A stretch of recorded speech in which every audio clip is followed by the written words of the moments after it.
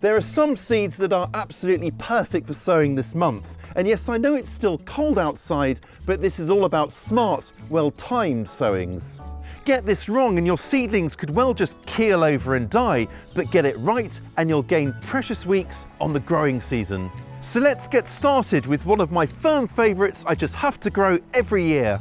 And that's lettuce. And you really can sow lettuce right now. Now, lettuce doesn't mind it particularly cool, but it won't appreciate being heavily frosted hard repeatedly. So the key to getting lettuce started at this time of year is just a little bit of protection from extreme cold. Now that could be a greenhouse, a cold frame, even indoors, a hoop house or polytunnel, anything just to protect from the very worst of that cold. That's our potting mix here, nicely sieved or screened, and you can see the woody bits left behind here, which I can just add to my greenhouse beds. Now, throughout all of today's sowings, I'm going to be using just an all-purpose potting mix, or multi-purpose compost is what it's also called. And I put it through a sieve there just to give a finer texture for sowing. It's not necessary for bigger seeds like, say, beans and squash, but for smaller ones like lettuce, I'd say it kind of really helps just to get everything in scale. And to sow, I'm just going to sow them all into one pot. This is about, 3.5 or 9 centimetres wide or something. I'm going to sow them quite thinly across the top. So in I go with the slightest sort of pinch of seeds like that over the surface.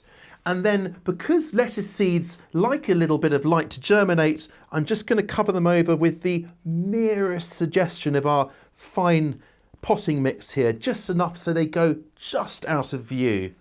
And that's it done. Now I've just got to label them and give them a bit of a water. Now I'm in a relatively mild climate here, the equivalent of about zone 8 or so. So while we still will get frosts later on in the winter, there won't be those really hard penetrating ones that last for multiple days. So this makes it a perfect time of year to start many of these hardy crops. I'm going to leave these out here to germinate, but if you are in a much colder climate, you might want to bring your seeds indoors to germinate on a kind of warmish windowsill. Then they can always come back outside once they have germinated. And choose varieties bred for cooler conditions, because these will be better able to withstand the cold at this time of year. The trick now will be to keep the potting mix lightly moist but not overly wet and sopping, because that's a surefire way to lose lettuce seedlings. They'll succumb to problems like damping off disease. Then once the seedlings have popped up, I will carefully transfer or prick out the seedlings into their own plugs, and they'll be grown on and planted out in another 2 or 3 weeks on from that. And they will go out about 10 inches or 25 centimetres apart in both directions. And now for something I look forward to every early spring, pea shoots. Peas sow now are truly fabuloso for lovely sweet and crunchy shoots, and they germinate surprisingly quickly, giving a lovely crop within a couple of weeks. Pea shoots aren't just for garnishing your meals, lovely as that is. They are the darling, the sweetheart, in fact the all-round crown winner of any salad or stir-fry. Yes, please. Today I am sowing a variety sold specifically for pea shoots, but if you've got lots of old peas that you're not entirely sure whether they're fully viable or not, then sowing them for pea shoots is a great way to make use of them without sort of having any wastage whatsoever. Now today I am using this old mushroom crate. It's a really good kind of size, it's quite shallow. Any kind of wide shallow tray will work well because they won't be rooting that deeply. And because this has got holes in the sides, I'm just lining it with newspaper first of all.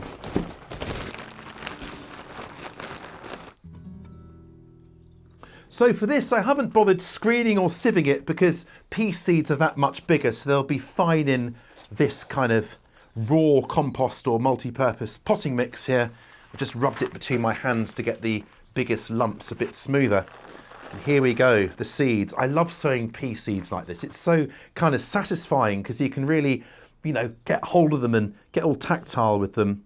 And I'm just going to try and spread them so they are about, very roughly, 1 inch or 2 or 3 centimetres apart. Now obviously that would be incredibly close if they were growing in the ground to full maturity, but because we're cutting them young just as pea shoots, this is absolutely fine and should give each plant all the space it needs to give us those lovely shoots. Now I've sown them and I'm going to cover them over to a depth of about 1/2 inch or 1 centimetre. These now need to go somewhere nice and bright, and just here on the greenhouse bench is absolutely perfect. You could bring them indoors to germinate, just in the warm to speed things along a bit and then bring them straight out here once they have, but out here is just fine. Now peas and pea shoots don't need it particularly warm to get going, and they grow pretty fast even in cool weather. So depending on what the weather does, these could be ready to harvest within just 3 to 5 weeks. And to harvest, I'll just snip them off once they reach about 4 to 6 inches or 10 to 15 centimetres high. And if I harvest with care by cutting them just above a leaf node, they should regrow for a second cut. Or alternatively, just sow another tray in a few weeks' time to keep those pea shoots coming.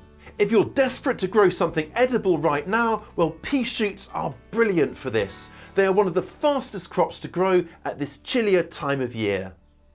Radishes are another incredibly satisfying crop to sow at this time of year, and also really quick growing. And in fact, these will be some of the first pickings that you will get from outside. And what I will be sowing today is this beautifully white-tipped radish called French breakfast, a very popular variety, but it has got me thinking, do the French actually eat radishes for breakfast? Let's find out. Do the French eat radishes for breakfast? No, they don't apparently. The name comes from the Victorian English, who served them for breakfast as a homage to their French origin, not because French people eat them at that meal. They were served with sort of butter and salt. Well, there you go. That solves that mystery. I love them anyway, whether for breakfast or indeed normal salads. Radishes are a great contender for sowing directly into the soil where they are to grow, but by sowing them in late winter into plug trays like this, it gives me a little bit of a head start, as much as a couple of weeks. And if it turns a bit milder, I could be harvesting these roots within just kind of 5 to 6 weeks. To make sowing indoors and then transplanting the seedlings outside worth my effort, I'm going to do what's called multi-sowing. That's simply sowing more than one seed into each plug here. Now in this case, I'm going to aim for very roughly 5 seeds into each little plug like that, with ambition of getting 4 to 5 little seedlings to then grow on. And they will be planted out just as they are, a cluster of seedlings about 6 inches or 15 centimetres apart in each direction there. Now sowing early in the season like this, up to about mid-spring, is actually quite a smart move. And that's because radishes have a nasty tendency to bolt, which is when they flower prematurely before they've produced a usable root. And they do that when it gets really quite warm and hot, or the day length increases. So this kind of avoids that and ensures we can get a good crop of roots before that kind of danger period. Now would you just look at that, they're all beautifully sown. I love the way you get those lovely pale seeds against the dark potting mix. It's just so satisfying. Now radishes don't need it particularly warm or any background heat to get growing, so they'll be fine just kept out here to start them off. And I'm just going to cover them with a little bit more of that potting mix now, and then give them a water, and then they'll be away. At this cooler, slightly slower growing time of year, I would expect to plant out my radish seedlings maybe 2 to 3 weeks after they have popped up. Now it can still be decidedly chilly even then, so a little bit of cold protection in the form of a row cover of fleece or perhaps a temporary cold frame will really help your radish seedlings make that transition. Make regular sowings of radishes, say every 2 to 3 weeks, and you will enjoy a steady stream of roots rather than a glut all at once. And it's a good job these guys do grow relatively quickly, because I can hardly wait to tuck into them.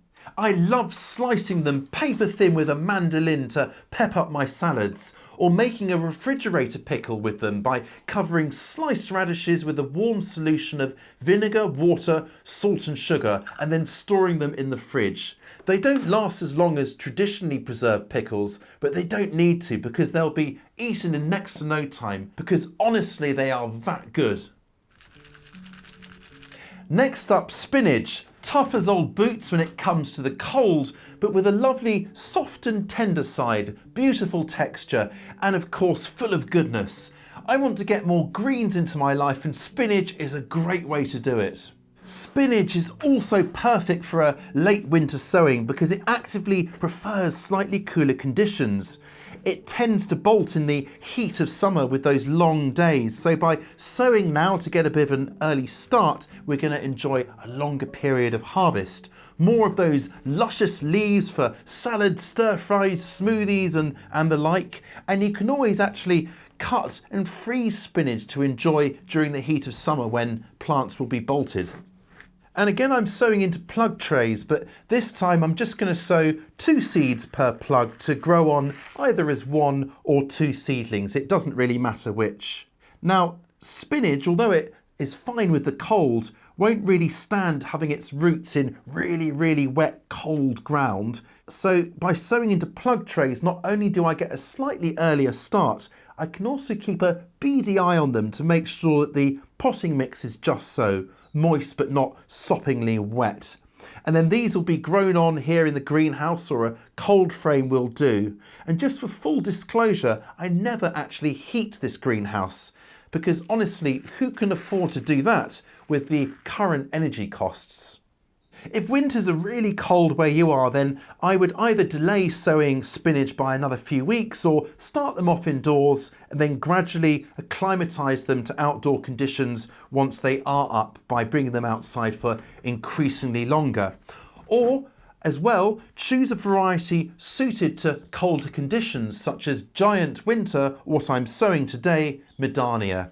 This really does tip the advantage in your favour and ups the chances of a successful harvest. The young plants will be planted out into their final growing positions in early spring, and they'll go about 8 inches or 20 centimetres apart in both directions. Now do remember that young baby spinach is a real delicacy, so do be sure to harvest the leaves as soon as they reach a desirable size in your opinion, and just take 2 or 3 leaves from each plant at a time so that the others can grow on for the next harvest. Now then, can you guess what's in this mystery pack here for our next vegetable? That's right, beets or beetroot. Now towards the end of the month, and by that I mean late February, or if you're in the southern hemisphere, late August, is the perfect time to begin sowing beets or beetroot, and you could go a little bit earlier if things are a bit milder where you are. These beautiful, earthly, richly coloured roots are just delicious, but they do not like being disturbed when they're planted. So growing them in plugs so you can just pop them out from the bottom and then plant them with minimal disturbance is the way to go. Each seed is in fact a seed cluster capable of producing more than one seedling. And that doesn't really matter because just like our radishes, we're going to be multi-sowing these guys to give a cluster of seedlings to plant out exactly as they are. Multi-sowing feels like a bit of a cheat code because by planting out little seedlings as a cluster rather than individually, you're actually saving a lot of time and effort. And it also helps with harvesting by spreading them out. And that's because by taking the largest plants, removing them once they're ready, then the remainder, the smaller ones, then have the space to grow on for the next harvest, spreading things out beautifully. Nice. This time I'm aiming for around about 4 seeds per plug, which should result in around 4 to 6 seedlings, all being well. Now, these will grow fine out here, but if you are in somewhere with much colder kind of winters, then I would consider starting them off indoors and then bringing them out here. But this early start, well, that means we get our beet roots that much sooner. And I really think there's nothing better than either roasted beetroot or a beetroot salad. Oh, just delish. Now what I've sown today is a bolt resistant variety called Boltardy. You get lots of fancy varieties out there, but I always come back to Boltardy because in my honest opinion, it is absolutely the tastiest as well. Once these have grown on a bit, I'm going to plant them outside about 1 foot or 30 centimetres apart in both directions. Now, by the way, all of what I sowed last month, from onions to chili peppers, can also be sown this month. So if you are looking for more ideas of what to sow now, do check out that video next, which I'll link to in the description below and also at the end of the video in a bit. Now then, let me show you these fava or broad beans. They look all right from that kind of side, don't they? But if I turn them round, you can see that there's a bit of frost damage here. What's happened is I sowed these a little bit too early, it transpires. They've grown quite long and fleshy like this, making them vulnerable to the cold. We've had a nice cold snap with deep penetrating frosts, which has been really nice to see really, but my fava beans have thought less of that. So I'm going to sow some more. These might be okay, but I'm just going to sow some more to be on the safe side.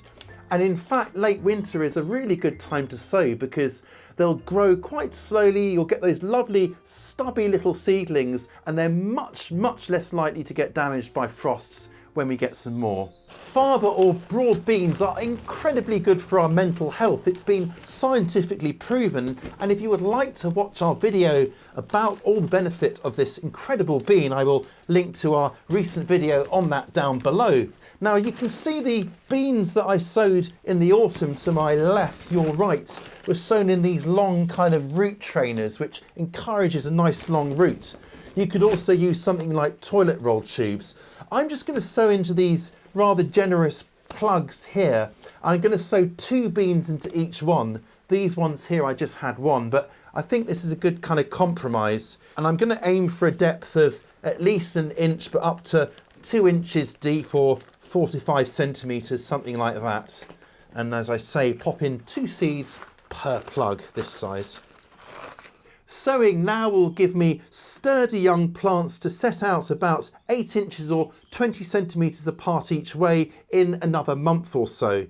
Now these are going to stay out here in an unheated greenhouse, so cold frame would work well as well. And this will just protect them from mice and slugs, which find tender young beans an absolute 5-star dining experience. Now, they shouldn't get too much interest in here, but what I might do just to be on the safe side is pop these into a kind of plastic clear kind of tub with the lid firmly clipped on, and that way I can keep them well away from any mice or shrews or whatever until they are indeed up. But if mice aren't a problem in your area and it's perhaps a tad warmer and not too soggy wet here, you can just sow your fava or broad beans directly at those final spacings. Once you're done, what I like to do is actually pop an impromptu kind of cover over the top. That will hide them a bit from the mice, but more importantly, stop it, if it's really wet, from getting really soggy down here. And for that, I just use these old window panes here, which rather conveniently match the width of this bed here. Then once the seedlings are up and touching against the panes here, I can just remove them to let them grow on. Some varieties are better suited to early sowing than others, so please be sure to choose one that fits the bill. Now, if you thought these beans were starchy and stodgy, well, please do check out that video I mentioned earlier about these wonderful beans, because there are some truly tempting and outrageously delicious ways to enjoy them. Sowing outdoors really starts to gather pace in a few weeks' time. In the meantime, make sure you're ready for the new growing season by putting yourself together a beautifully laid out and colourful plan for your garden. Our garden planner can help with that, with clever features such as crop rotation, companion planting suggestions, and personalised sowing, planting and harvesting schedules, and more, all built in. Try it today for free with our 7-day trial with all the features you need to create and print your full plan. Just head here to get started. I'll catch you next time.